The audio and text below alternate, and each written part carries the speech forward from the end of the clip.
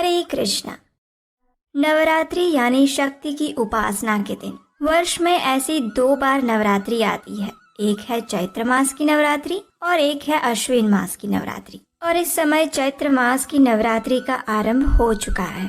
चैत्र नवरात्रि के इन 9 शुभ दिनों में हम प्रत्येक दिन की देवी दुर्गा की सुंदर पौराणिक कथा का श्रवण करते हैं। नवरात्रि में माँ दुर्गा के 9 विभिन्न स्वरूपों की पूजा की जाती है। देवी दुर्गा के 9 रूप हैं। माँ शैलपुत्री, माँ ब्रह्मचारिणी, माँ चंद्रघंटा, माँ कुष्मांडा, माँ स्कंद माता, माँ कात्यायनी, माँ कालरात्रि, माँ महागौरी और माँ सिद्धिदात्री। इस श्लोक के अनुसार चैत्र नवरात्रि के प्रथम दिन देवी दुर्गा के जिस स्वरूप की पूजा होती है उनका अति सुंदर नाम है माता शैलपुत्री। जैसा कि इस शब्द से ही इंगित होता है कि माता शैलपुत्री पर्वतराज हिमालय की पुत्री है। यदि उनके आध्यात्मिक स्वरूप पर दृष्टि डाली जाए तो हम देखते हैं कि उनका वर्ण श्वेत है और वे श्वेत रंग के ही वस्त्र धारण करती है। उनके दाएं हाथ में त्रिशूल और बाएं हाथ में कमल का पुष्प सुशोभित है। माता शैलपुत्री वृषभ अर्थात बैल की सवारी करती है, जिसके कारण इनका एक प्रसिद्ध नाम वृषारूढ़ा भी है। तो चलिए सबसे पहले दिन आज हम माता शैलपुत्री की कथा का श्रवण करते हैं। जैसा कि हम जानते हैं कि दक्ष प्रजापति की 60 कन्याएं थीं। इनमें से सती नामक कन्या का विवाह दक्ष की इच्छा के विरुद्ध भगवान शिव से हुआ था। एक बार दक्ष प्रजापति ने एक महान यज्ञ का आयोजन किया तो उसमें भगवान शिव और सती को छोड़कर सभी देवी देवताओं को आमंत्रित किया गया। जब सती को ये समाचार मिला तो वे अपने पिता के यज्ञ में जाने के लिए लालायित हो उठी। रुद्र देव के मना करने पर भी सती नहीं रुकी और अपने पिता के यज्ञ में पहुंच गई। जब दक्ष ने सती के समक्ष ही भगवान शिव का अपमान किया तो उससे ये सहन नहीं हुआ और उन्होंने अग्नि में अपनी देह भस्म कर डाली। अपनी प्रिय पत्नी सती के वियोग में महादेव ने भी वैराग्य धारण कर लिया और वे घोर तपस्या में लीन हो गए। इन्हीं दक्ष प्रजापति की एक और पुत्री थी जिनका नाम था स्वधा। इसका विवाह पितरों के साथ हुआ था। इन पितरों की 3 मानसी पुत्रियां थीं, मैना, धन्या और कलावती।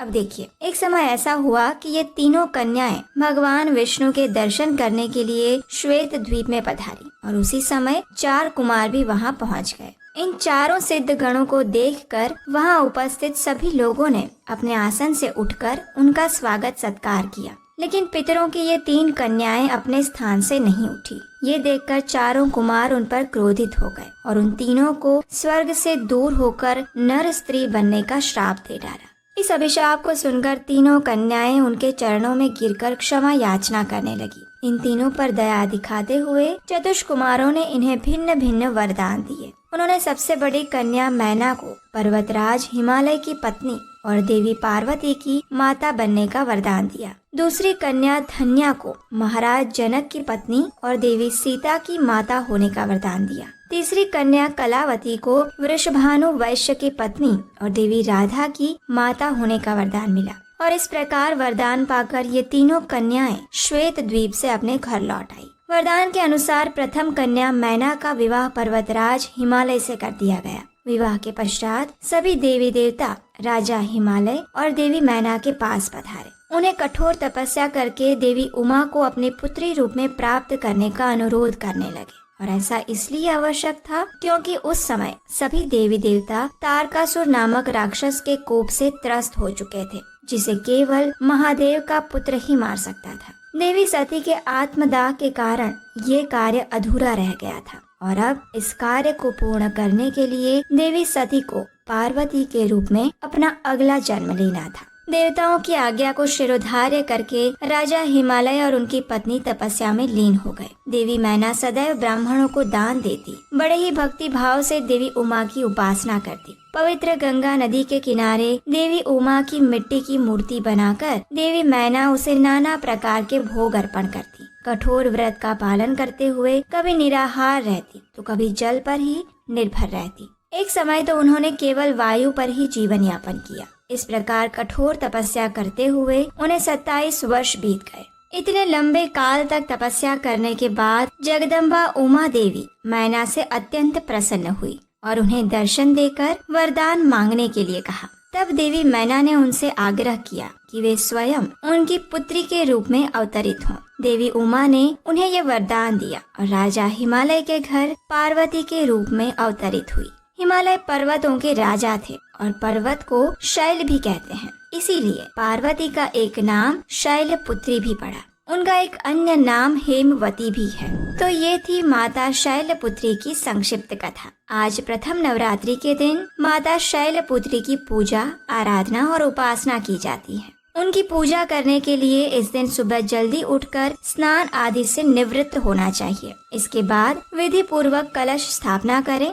माता शैलपुत्री का चित्र भी रखें। इसके बाद देवी को कुमकुम तथा अक्षत अर्पित करें। माता शैलपुत्री का वर्ण श्वेत है, इसलिए उन्हें सफेद रंग के पुष्प अर्पित करना उत्तम रहेगा। इसी प्रकार उन्हें सफेद रंग के मिष्ठान जैसे कि खीर और चावल भी अत्यंत प्रिय है।